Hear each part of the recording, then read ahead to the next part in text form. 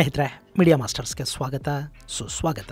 ಗೆಳೆಯರೆ, ಜಮ್ಮು ಕಾಶ್ಮೀರದ ಪೆಹಲ್ಗಾಮ್ ಬಳಿ ಬೈಸಾರನ್ನಲ್ಲಿ ನಡೆದ ಘೋರ ಕೃತ್ಯದ ಬಗ್ಗೆ ಪಾಕಿಸ್ತಾನ ಈಗ ಬಾಯ್ಬಿಟ್ಟಿದೆ. ಅಗತ್ಯ ಬಿದ್ದರೆ ನ್ಯೂಟ್ರಲ್ ಇನ್ವೆಸ್ಟಿಗೇಷನ್ಗೆ ನಾವು ಸಿದ್ಧ ಇದ್ದೀವಿ ಅಂತ ಪಾಕಿಸ್ತಾನ ಹೇಳ್ತಾ ಇದೆ. ಹಾಗೇನೆ ಪಾಕಿಸ್ತಾನದ ಸೈನಿಕರು ನಮ್ಮ ದೇಶವನ್ನು ರಕ್ಷಿಸಿಕೊಳ್ಳಷ್ಟು ಶಕ್ತರಾಗಿದ್ದಾರೆ ಅಂತ ಹೇಳೋದ್ರ ಮೂಲಕ ಪಾಕಿಸ್ತಾನ ಭಾರತದ ಯುದ್ಧೋತ್ಸಾಹವನ್ನ ಮತ್ತಷ್ಟು ಹೆಚ್ಚಿಸುವ ಕೆಲಸವನ್ನು ಮಾಡ್ತಾ ಇದೆ.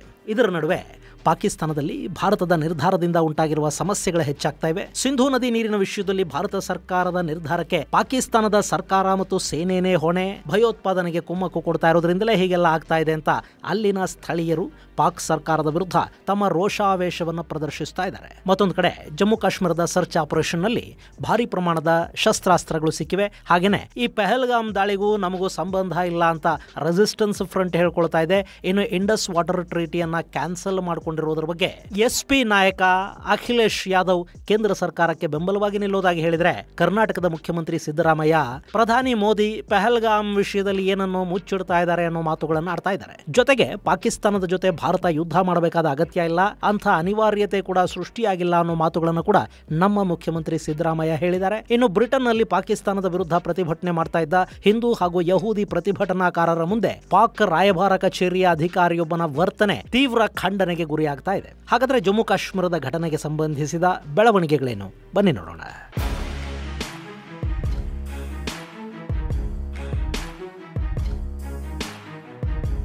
ಗೆಳೆಯರೆ, ಜಮ್ಮು ಕಾಶ್ಮೀರದ ಪೆಹಲ್ಗಾಮ್ ಅಲ್ಲಿ ನಡೆದ ದಾಳಿ ಭಾರತದಲ್ಲಿ ಕಿಚ್ಚನ್ನು ಹೊತ್ತಿಸಿದೆ. ಪಾಕ್ ವಿರುದ್ಧ ಸಾಕಷ್ಟು ಕಡೆಗಳಲ್ಲಿ ಪ್ರತಿಭಟನೆಗಳಾಗ್ತಾ ಇವೆ. ಪಾಕಿಸ್ತಾನದ ಧ್ವಜವನ್ನ ರಸ್ತೆಗಳಿಗೆ ಅಂಟಿಸೋದ್ರ ಮೂಲಕ ಅವುಗಳ ಮೇಲೆ ಜನ ಓಡಾಡೋ ಹಾಗೆ ಮಾಡೋ ವಿನೂತನ ಪ್ರತಿಭಟನೆಗಳನ್ನ ಕರ್ನಾಟಕದಲ್ಲಿ ಮಾಡ್ತಾ ಇದ್ದಾರೆ. ಹಾಗೆ ಬ್ರಿಟನ್ ನಲ್ಲಿ ಭಾರತೀಯ ಹಾಗೂ ಇಸ್ರೇಲಿ ಪ್ರಜೆಗಳು ಅಂದ್ರೆ ಹಿಂದೂಗಳು ಹಾಗೂ ಯಹೂದಿಗಳು ಪಾಕಿಸ್ತಾನದ ರಾಯಭಾರ ಕಚೇರಿಯ ಮುಂದೆ ಒಂದು ಪ್ರತಿಭಟನೆಯನ್ನ ನಡೆಸಿದ್ದಾರೆ. ಈ ಸಂದರ್ಭದಲ್ಲಿ ಪ್ರತಿಭಟನಾಕಾರರ ಘೋಷಣೆಗಳು ಕೇಳದ ಹಾಗೆ ಪಾಕಿಸ್ತಾನದ ರಾಯಭಾರ ಕಚೇರಿ ದೊಡ್ಡ ದನಿಯಲ್ಲಿ ಹಾಡುಗಳನ್ನು ಹಾಕೊಂಡಿದೆ. ಹಾಗೆ ಅಲ್ಲಿ ಅಭಿನಂದನ್ ಅವರ ಪೋಸ್ಟರ್ ಒಂದನ್ನ ಹಿಡ್ಕೊಂಡ ಪಾಕಿಸ್ತಾನದ ರಾಯಭಾರ ಕಚೇರಿಯ ಅಧಿಕಾರಿಯೊಬ್ಬ ಪ್ರದರ್ಶನಕಾರರ ಕಡೆ ತಿರುಗಿ ಕತ್ತರಿಸ್ತೀವಿ ಅನ್ನೋ ತರದ ಸಂಜ್ಞೆಯನ್ನ ಮಾಡ್ತಾ ಇರೋ ವಿಡಿಯೋ ಒಂದು ವೈರಲ್ ಆಗ್ತಾ ಇದೆ. ಆತನನ್ನ ಪಾಕ್ ಸೇನೆಯ ಅಧಿಕಾರಿ ಕರ್ನಲ್ ತೈಮೂರ್ ರಾಹತ್ ಅಂತ ಗುರುತಿಸಲಾಗಿದೆ. ಪಾಕಿ ಸೇನಾಧಿಕಾರಿಯ ಈ ಸಂವೇದನಾರಹಿತ ವರ್ತನೆ ಅವನ ಸಂಸ್ಕಾರವನ್ನು ಮಾತ್ರವಲ್ಲ, ಅಹಂಕಾರವನ್ನು ಕೂಡ ತೋರಿಸ್ತಾ ಇದೆ. ಈ ಘಟನೆಯ ಬಗ್ಗೆ ಬ್ರಿಟನ್ನ ಯಹೂದಿಗಳು ತೀವ್ರ ಅಸಮಾಧಾನವನ್ನು ವ್ಯಕ್ತಪಡಿಸಿದ್ದಾರೆ. ಇನ್ನು ಕೇಂದ್ರ ಸರ್ಕಾರದ ಆದೇಶದಂತೆ ಭಾರತದ ನಾನಾ ರಾಜ್ಯಗಳಿಂದ ಪಾಕಿಸ್ತಾನಿಗಳನ್ನ ಹುಡುಕಿ ಹೊರಹಾಕೋ ಕೆಲಸ ನಿರಂತರವಾಗಿ ನಡೀತಾ ಇದೆ. ಈ ಹಂತದಲ್ಲೇ ಉತ್ತರ ಪ್ರದೇಶದ ಸೀಮಾ ಹೈದರ್ ಸೇರಿದ ಹಾಗೆ ಸಾಕಷ್ಟು ಮಂದಿ ಪಾಕ್ ಮಹಿಳೆಯರು ನಾವೆಲ್ಲ ಭಾರತದ ಸೊಸೆಯಂದ್ರು, ನಾವೆಲ್ಲಿಗೂ ಹೋಗಲ್ಲ, ನಮ್ಮನ್ನು ಮತ್ತೆ ಪಾಕಿಸ್ತಾನ ಅನ್ನೋ ನರಕಕ್ಕೆ ಕಳುಹಿಸಬೇಡಿ ಅಂತ ಗೋಳಾಡ್ತಾ ಇದ್ದಾರೆ. ಮತ್ತೊಂದು ಕಡೆ ನನ್ನ ಮಗುವಿಗೆ ಹೃದಯ ಚಿಕಿತ್ಸೆ ಆಗಬೇಕಿದೆ, ಭಾರತ ದಯಮಾಡಿ ನನಗಿಲ್ಲಿರೋದಕ್ಕೆ ಶಸ್ತ್ರಚಿಕಿತ್ಸೆಯನ್ನ ಮಾಡಿಸ್ಕೊಳ್ಳೋದಕ್ಕೆ ಅವಕಾಶವನ್ನು ಮಾಡಿಕೊಡ್ಬೇಕು ಅಂತ ಪಾಕ್ ಮೂಲದ ವ್ಯಕ್ತಿಯೊಬ್ಬರು ಕಣ್ಣೀರು ಹಾಕತಾ ಇದ್ದಾರೆ. ಹಾಗೆ ಕರ್ನಾಟಕ, ಬಿಹಾರ, ಉತ್ತರ ಪ್ರದೇಶ ಸೇರಿದ ಹಾಗೆ ದೇಶದ ನಾನಾ ರಾಜ್ಯಗಳಿಂದ ಪಾಕ್ ಪ್ರಜೆಗಳನ್ನು ಓಡಿಸುವ ಕೆಲಸ ಕೂಡ ಶುರುವಾಗಿದೆ. ಗೆಳೆಯರೆ, ಉತ್ತರ ಪ್ರದೇಶ ಒಂದರಲ್ಲೇ ಪಾಕ್ ಮೂಲದ 1800 ಜನ ಇದ್ದಾರೆ ಅನ್ನೋ ಮಾಹಿತಿಗಳನ್ನ ಪತ್ರಿಕೆಗಳು ವರದಿ ಮಾಡ್ತಾ ಇವೆ. ಹೀಗೆ ದೇಶ ಬಿಟ್ಟು ತೊಲಗಿ ಅಂದ ಕೂಡಲೇ ಆ ಜನ ದಮ್ಮಯ್ಯ ನಮ್ಮನ್ನು ಕಳುಹಿಸಬೇಡಿ ಅಂತ ಗೋಳಾಡೋದಿಕ್ಕೂ ಶುರು ಮಾಡಿದ್ದಾರೆ.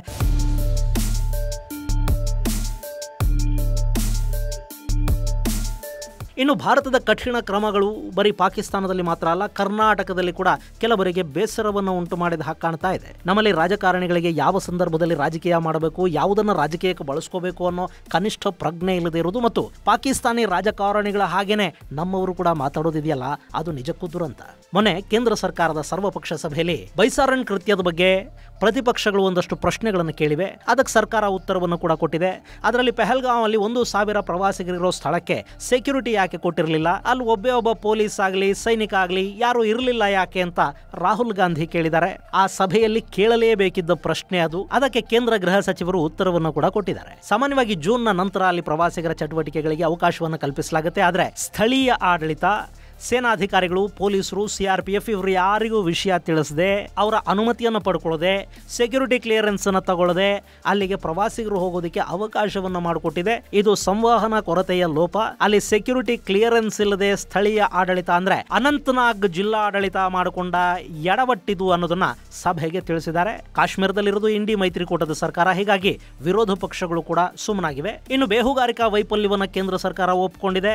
ಅದಕ್ಕೆ ಸಂಬಂಧಪಟ್ಟವರ ವಿರುದ್ಧ ಕ್ರಮ ಕ್ರಮಗಳನ್ನು ಕೂಡ ಕೈಗೊಳ್ಳಲಾಗುತ್ತೆ. ಇಷ್ಟಾದ ನಂತರ ಪ್ರತಿಪಕ್ಷಗಳು ಕೇಂದ್ರ ಸರ್ಕಾರ ಕೈಗೊಳ್ಳುವ ಎಲ್ಲ ಕ್ರಮಗಳಿಗೂ ನಮ್ಮ ಬೆಂಬಲ ಇದೆ ಅಂತ ಹೇಳಿವೆ. ಇದು ದೇಶ ಸಂಕಷ್ಟದಲ್ಲಿದ್ದಾಗ ದೇಶದ ಪರ ನಿಲ್ಲಬೇಕು ಅನ್ನೋ ಸ್ಪಿರಿಟ್. ಆದ್ರೆ ನಮ್ಮಲ್ಲಿ ಕರ್ನಾಟಕದಲ್ಲಿ ಏನಾಗ್ತಾ ಇದೆ ನೋಡಿ, ಇಲ್ಲಿನ ಆಡಳಿತ ಪಕ್ಷದ ನಾಯಕನೊಬ್ಬ ಸಿಂಧೂ ನದಿ ನೀರನ್ನ ಹಿಡಿದಿಟ್ಕೊಳ್ಳೋದಕ್ಕೆ ಆಗತ್ತಾ ಅಂತ ಮಾತಾಡಿದ್ದಾರೆ. ಯಾವ ವಿಷಯದ ಬಗ್ಗೆ ನಮಗೆ ಕಡಿಮೆ ಗೊತ್ತಿದೆ ಅದನ್ನ ಮಾತಾಡದೇ ಇದ್ರೆ ಒಳ್ಳೆಯದು. ಸಿಂಧೂ ನದಿ ನೀರಿನ ಹಂಚಿಕೆ ಒಪ್ಪಂದವನ್ನ ಅಮಾನತಲ್ಲಿಡೋದು ಅಂದ್ರೆ ಸಿಂಧೂ ನದಿ ನೀರನ್ನ ತಕ್ಷಣಕ್ಕೆ ನಿಲ್ಲಿಸಿಬಿಡೋದು ಅಂತಲ್ಲ.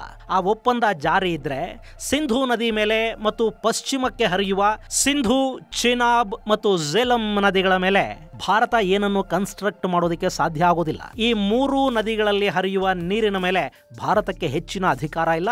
ಈ ನದಿಗಳಿಂದ ಭಾರತ ಬಳಸ್ಕೊಳ್ಳೋದಕ್ಕೆ ಸಾಧ್ಯ ಆಗೋದು ಕೇವಲ 2.75% ನೀರನ್ನು ಮಾತ್ರ. ಇಲ್ಲಿ ಸುಮಾರು 135 MAF ನಷ್ಟು ನೀರು ಪಾಕಿಸ್ತಾನಕ್ಕೆ ಹರಿದು ಹೋಗುತ್ತೆ. ಆದರೆ ಪೂರ್ವದ ನದಿಗಳಿವೆ ನೋಡಿ, ರಾವಿ, ಸಟ್ಲೇಜ್ ಹಾಗೂ ಬಿಯಾಸ್, ಆ ನದಿಗಳ ಸಂಪೂರ್ಣ ನೀರು ಭಾರತಕ್ಕೆ ಸಿಗುತ್ತೆ. ಇದು ಸಿಂಧೂ ನದಿ ನೀರಿನ ಒಪ್ಪಂದ. ಈ ಒಪ್ಪಂದದ ಪ್ರಕಾರ ಪಶ್ಚಿಮಕ್ಕೆ ಹರಿಯುವ ಅಂದ್ರೆ ಸಿಂಧೂ ನದಿ, ಚೆನಾಬ್ ಮತ್ತು ಝೇಲಂ ನದಿಗಳ ಮೇಲೆ ಭಾರತ ಯಾವ ದೊಡ್ಡ ಡ್ಯಾಮುಗಳನ್ನು ಕಟ್ಕೊಳ್ಳೋದಕ್ಕೆ ಸಾಧ್ಯ ಆಗೋದಿಲ್ಲ. ಆ ನೀರನ್ನು ಉಳಿಸಿಕೊಳ್ಳುವ ಅಧಿಕಾರ ಇಲ್ಲಿ ಭಾರತಕ್ಕಿಲ್ಲ. ಇಂಥದ್ದೊಂದು ಒಪ್ಪಂದವನ್ನು ಮಾಡಿಕೊಂಡಿರೋದು ಈಗ ಮಾತಾಡಿರೋ ನಾಯಕ ಇದಾನಲ್ಲ, ಆತನ ಪಕ್ಷದ ಪೂರ್ವಜರು, ಅಂದ್ರೆ ಇವರು ಫೋರ್ ಫಾದರ್ಸ್. ಈಗ ಆ ಒಪ್ಪಂದವನ್ನು ಅಮಾನತಲ್ಲಿಟ್ಟರೆ ಆ ನದಿಯ ಮೇಲೆ ಡ್ಯಾಮ್ಗಳನ್ನ, ಬ್ಯಾರೇಜುಗಳನ್ನ, ಕಾಲುವೆಗಳನ್ನ ನಿರ್ಮಾಣ ಮಾಡ್ಕೊಳ್ಳೋದಕ್ಕೆ ಭಾರತದ ಸರ್ಕಾರಕ್ಕೆ ಒಂದು ಮುಕ್ತ ಅವಕಾಶ ಸಿಗುತ್ತೆ. ಆ ನದಿಯ ಕುರಿತಾದ ಯಾವ ಮಾಹಿತಿಯನ್ನು ಪಾಕಿಸ್ತಾನದ ಜೊತೆ ಹಂಚ್ಕೋಬೇಕಾದ ಅಗತ್ಯ ಇರೋದಿಲ್ಲ. ಅದರಿಂದ ನಾಳೆ ಸಿಂಧೂ ಪಾತ್ರದಲ್ಲಿ ಪ್ರವಾಹ ಬರುತ್ತಾ, ಬರ ಬೀಳುತ್ತಾ, ಪ್ಲಾನ್ ಏನು ಮಾಡ್ಕೋಬೇಕು, ನೀರನ್ನ ಉಳಿಸ್ಕೋಬೇಕಾ ಅಥವಾ ಬಿಟ್ಟು ಬಿಡಬೇಕಾ, ಇದು ಯಾವುದು ಕೂಡ ಪಾಕಿಸ್ತಾನಕ್ಕೆ ಗೊತ್ತಾಗೋದಿಲ್ಲ.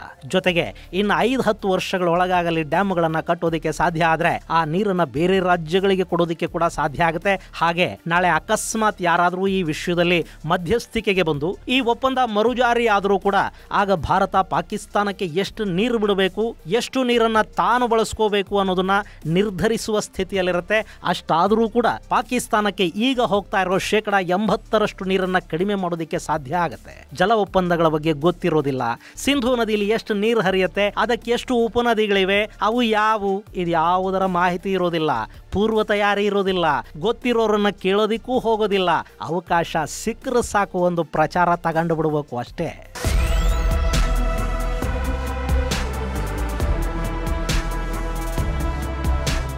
ಗೆಳೆಯರೆ, ಇಲ್ಲಿ ಭಾರತ ಇಂಥದ್ದೊಂದು ಘೋಷಣೆ ಮಾಡಿದ ಕೂಡಲೇ ನೀರೇನು ನಿಲ್ಲೋದಿಲ್ಲ. ಆದರೆ ಪಾಕಿಸ್ತಾನದಲ್ಲಿ ಹಾಹಾಕಾರ ಅನ್ನೋದು ಈಗಾಗಲೇ ಶುರುವಾಗಿ ಹೋಗಿದೆ.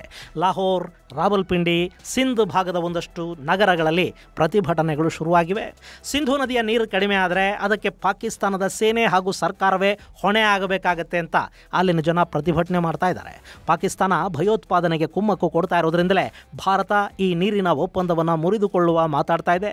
ಹಾಗೇನಾದರೂ ಆದರೆ ಪಾಕಿಸ್ತಾನದ 25% ಜನ ಸಮಸ್ಯೆಗೆ ಸಿಲುಕೊಳ್ತಾರೆ. ಹೀಗಾಗಿ ಪಾಕ್ ಸರ್ಕಾರ ಆದಷ್ಟು ಬೇಗ ಸಮಸ್ಯೆಯನ್ನು ಬಗೆಹರಿಸಬೇಕು ಅಂತ ಜನ ಅಲ್ಲಿ ಒತ್ತಾಯ ಮಾಡ್ತಾ ಇದ್ದಾರೆ. ಮತ್ತೊಂದು ಕಡೆ ಅಲ್ಲಿನ ಉಗ್ರ ಹಫೀಜ್ ಸಯೀದ್, ಅಲ್ಲಿನ ಮಾಜಿ ವಿದೇಶಾಂಗ ಸಚಿವ ಬಿಲಾವಲ್ ಭುಟ್ಟೋ ನೀರು ನಿಲ್ಲಿಸಿದ್ರೆ ಆ ನದಿಯಲ್ಲಿ ಭಾರತೀಯರ ರಕ್ತ ಹರಿಯುತ್ತೆ ಅಂತೆಲ್ಲ ಮಾತಾಡ್ತಾ ಇದ್ದಾನೆ. ಅಲ್ಲಿನ ಜನ ಮಾತ್ರ ಸರ್ಕಾರದ ವಿರುದ್ಧ ಪ್ರತಿಭಟನೆಗಳನ್ನು ಆರಂಭ ಮಾಡಿದ್ದಾರೆ. ಅಲ್ಲಿ ಯಾವ ಭಯ ಶುರು ಆಗಬೇಕಿತ್ತೋ ಅದು ಈಗ ಶುರುವಾಗಿದೆ. ಇನ್ನು ಸಿಂಧೂ ನದಿ ನೀರಿನ ಒಪ್ಪಂದ ರದ್ದು ಅನ್ನೋದು ಪಾಕಿಸ್ತಾನದ ಪ್ರಧಾನಿಯನ್ನು ಕೂಡ ಕಳವಳಕ್ಕೀಡು ಮಾಡಿದೆ. ಪಹಲ್ಗಾಂವ್ ಘಟನೆಯ ಬಗ್ಗೆ ತುಟಿ ಬಿಚ್ಚದೆ ಸುಮ್ಮನಿದ್ದ ಪಾಕಿಸ್ತಾನಿ ಪ್ರಧಾನಿ ಅಬೋಟಾಬಾದ್ನಲ್ಲಿ ಸೇನೆಯನ್ನು ಉದ್ದೇಶಿಸಿ ಮಾತಾಡುವಾಗ ಕಾಶ್ಮೀರದಲ್ಲಿ ನಡೆದ ಉಗ್ರ ಕೃತ್ಯದ ಬಗ್ಗೆ ಪಾಕಿಸ್ತಾನಕ್ಕೂ ಕೂಡ ದುಃಖ ಇದೆ, ಅದರಲ್ಲಿ ನಮ್ಮ ಕೈವಾಡ ಇಲ್ಲ, ಭಾರತ ಒಪ್ಪಿದ್ರೆ ಈ ಬಗ್ಗೆ ನ್ಯೂಟ್ರಲ್ ತನಿಖೆ ಮಾಡಿಸ್ಲಿ, ಅದಕ್ಕೆ ಪಾಕಿಸ್ತಾನ ಸಿದ್ಧ ಇದೆ ಅಂತೆಲ್ಲ ಮಾತಾಡಿದ್ದಾನೆ. ಈ ಮೂಲಕ ಈ ವಿಷಯಕ್ಕೆ ಅಂತಾರಾಷ್ಟ್ರೀಯ ಸಮುದಾಯವನ್ನು ಮತ್ತೆ ಎಳೆದು ತರೋ ಪ್ರಯತ್ನವನ್ನು ಶಹಬಾಜ್ ಮಾಡ್ತಾ ಇದ್ದಾನೆ. ಆದರೆ ಇಲ್ಲಿ ನ್ಯೂಟ್ರಲ್ ತನಿಖೆ ಯಾರಿಗೆ ತಾನೇ ಬೇಕಾಗಿದೆ?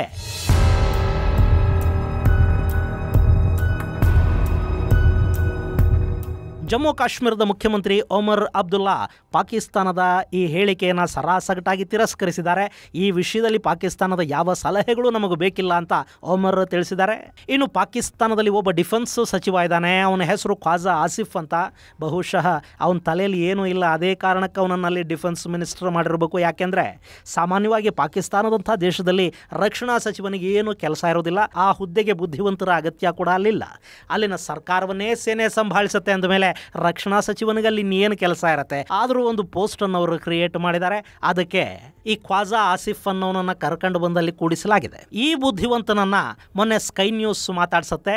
ಆ ಸಂದರ್ಭದಲ್ಲಿ ಆತ ಅಮೆರಿಕಾದ ತಾಳಕ್ಕೆ ತಕ್ಕ ಹಾಗೆ ಈ ಹಿಂದೆ ನಾವು ಸಾಕಷ್ಟು ಬಾರಿ ಕುಣಿದಿದ್ದೀವಿ, ಭಯೋತ್ಪಾದನಾ ಕೃತ್ಯಗಳನ್ನು ಮಾಡಿಸಿದ್ದೀವಿ ಅಂತೆಲ್ಲ ಒಪ್ಪಿಕೊಂಡಿದ್ದಾನೆ.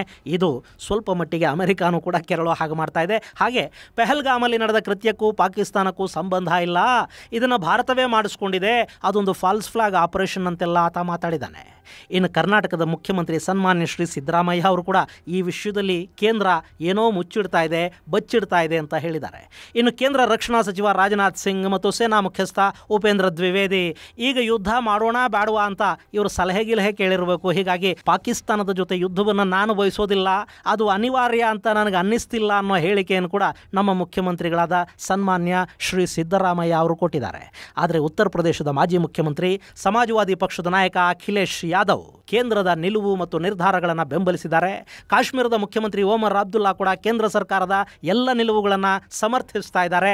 ಲೋಕಸಭೆಯ ವಿರೋಧ ಪಕ್ಷದ ನಾಯಕ ರಾಹುಲ್ ಗಾಂಧಿ ಭಯೋತ್ಪಾದನೆಯನ್ನ ನಿಗ್ರಹಿಸುವ ವಿಷಯದಲ್ಲಿ ಇಡೀ ದೇಶ ಒಂದಾಗಬೇಕು, ಇಲ್ಲಿ ರಾಜಕೀಯ ಮಾಡಬಾರದು ಅಂತ ಹೇಳಿದ್ದಾರೆ. ಗೆಳೆಯರೆ, ಇಡೀ ದೇಶದಲ್ಲಿ ಅತಿ ಹೆಚ್ಚು ಮುಸ್ಲಿಮರು ಇರೋದು ಉತ್ತರ ಪ್ರದೇಶದಲ್ಲಿ. ಅಲ್ಲಿನ ಪ್ರಮುಖ ಪ್ರತಿಪಕ್ಷ ಸಮಾಜವಾದಿ ಪಕ್ಷ ಈ ವಿಷಯದಲ್ಲಿ ಕೇಂದ್ರದ ಪರ, ದೇಶದ ಪರ ನಿಂತಿದೆ. ನಮ್ಮ ನಾಯಕರಿಗಿದು ಅರ್ಥ ಆದರೆ ಸಾಕು. ಗೆಳೆಯರೆ, ಗಡಿಯಲ್ಲಿ ಭರದ ಸಿದ್ಧತೆಗಳು ನಡೆದಿವೆ. ಹಾಗಂತ ಭಾರತ ಪಾಕಿಸ್ತಾನದ ಮೇಲೆ ಈ ತಕ್ಷಣ ದಾಳಿ ಮಾಡಿಬಿಡುತ್ತೆ, ಯುದ್ಧ ಮಾಡಿಬಿಡುತ್ತೆ ಅಂತಲ್ಲ. ಆದರೆ ಪಾಕಿಸ್ತಾನಕ್ಕೆ ಪಾಠ ಕಲಿಸೋ ಕೆಲಸ ಅಂತೂ ಈಗ ನಡೆಯುತ್ತೆ. ಒಂದಷ್ಟು ಏರ್ ಸ್ಟ್ರೈಕ್ಗಳಾಗಬಹುದು, ಸರ್ಜಿಕಲ್ ಸ್ಟ್ರೈಕ್ಗಳನ್ನು ಭಾರತ ಮಾಡಬಹುದು. ಹಾಗೆ ಬಲೂಚಿಸ್ತಾನ ಮತ್ತು ಖೈಬರ್ ಭಾಗದಲ್ಲಿ ಅವರ ಸಮಸ್ಯೆಗಳನ್ನು ಮತ್ತಷ್ಟು ಹೆಚ್ಚು ಮಾಡಲೂಬಹುದು. ಆಫ್ಘನಿಸ್ತಾನ ಹಾಗೂ ಇರಾನ್ನ ಗಡಿಗಳಲ್ಲಿ ಸಮಸ್ಯೆಗಳನ್ನುಂಟು ಮಾಡಬಹುದು. ಪಾಕಿಸ್ತಾನದ ಮೇಲೆ ಆರ್ಥಿಕ ದಿಗ್ಬಂಧನಗಳು, FATFನ ಗ್ರೇ ಲಿಸ್ಟ್ಗೆ ಪಾಕಿಸ್ತಾನ ಸೇರೋ ಹಾಗೆ ಮಾಡಬಹುದು. ಪಾಕಿಸ್ತಾನ ಭಯೋತ್ಪಾದನೆಯ ಬ್ರೀಡಿಂಗ್ ಸೆಂಟರ್ ಅನ್ನೋದನ್ನ ಜಗತ್ತಿಗೆ ಅರ್ಥ ಮಾಡಿಸೋ ಪ್ರಯತ್ನವನ್ನು ಭಾರತ ಮಾಡಬಹುದು ಮತ್ತು ಪಾಕಿಸ್ತಾನವನ್ನು ಎಲ್ಲ ರೀತಿಯಲ್ಲಿ ಐಸೋಲೇಟ್ ಮಾಡಿ ಅವರನ್ನು ಕ್ಷಣವೂ ಚಿತ್ರಹಿಂಸೆಗೆ ಗುರಿಯಾಗೋ ಹಾಗೆ ಮಾಡೋ ಕೆಲಸವನ್ನು ಕೂಡ ಈ ಬಾರಿ ಭಾರತ ಮಾಡೋ ಸಾಧ್ಯತೆಗಳು ಕಾಣ್ತಾ ಇವೆ. ಇನ್ನು ಕಾಶ್ಮೀರದ ಕಣಿವೆಯಲ್ಲಿ ಉಗ್ರರನ್ನ ಹುಡುಕುವ ಆಪರೇಷನ್ ತ್ರಿನೇತ್ರ ಭರ್ಜರಿಯಾಗಿ ನಡೀತಿದೆ. ಕಣಿವೆಯಲ್ಲಿನ ಭಯೋತ್ಪಾದಕರ ನೆಲೆಗಳ ಮೇಲೆ ಸೇನೆ ಹಾಗೂ ಪೊಲೀಸರು ಏಕಕಾಲಕ್ಕೆ ದಾಳಿಯನ್ನು ಮಾಡಿದ್ದಾರೆ. ಭಯೋತ್ಪಾದಕರ ಹೈಡೌಟ್ಗಳ ಬಗ್ಗೆ ಒಂದಷ್ಟು ಮಾಹಿತಿಗಳು ಸಿಕ್ಕಿವೆ. ಅಲ್ಲಿ AK-47 ರೈಫಲ್ಗಳು, ಅದಕ್ಕೆ ಬಳಸುವ ಮ್ಯಾಗಝೈನ್ಗಳು, ಪಿಸ್ತೂಲುಗಳು, ಗುಂಡುಗಳು, ಒಂದಷ್ಟು ಸ್ಫೋಟಕ ಸಾಮಗ್ರಿ ಇವೆಲ್ಲವೂ ಸಿಕ್ಕಿವೆ. ಹೀಗೆ ಆಯುಧಗಳು ಸಿಕ್ಕ ಹೈಡೌಟ್ಗಳನ್ನು, ಅಲ್ಲಿ ಸಿಕ್ಕ ಸ್ಫೋಟಕಗಳನ್ನೇ ಬಳಸಿ ಉಡಾಯಿಸೋ ಕೆಲಸ ಕೂಡ ನಡೆದಿದೆ. ಹಾಗೇನೆ ಅಡಗಿ ಕೂತ ಉಗ್ರರನ್ನ ಹುಡುಕುವ ಕೆಲಸ ಕೂಡ ನಡೀತಿದ್ದು ಪೀರ್ ಪಂಜಾಲ್ ರೇಂಜ್ನ ಕೆಲ ಪ್ರದೇಶಗಳಲ್ಲಿ ಸೇನೆ ಕೂಂಬಿಂಗ್ ಅನ್ನು ಮಾಡ್ತಾ ಇದೆ.